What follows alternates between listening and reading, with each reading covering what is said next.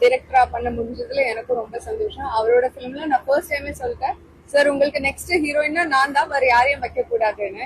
ஏன்னா எனக்கு செல்ஃபிஷா அவர் கூட ஒர்க் பண்ணணும்னு ஒரு ஆசை. விஷ்ணு விஷால் சார் எனக்கு அவ்வளோ பெரிய ஒரு கேரக்டர் ஃபர்ஸ்ட் பார்ட்ல அவ்வளோ நல்லா, not just the hero but also the producer of the movie.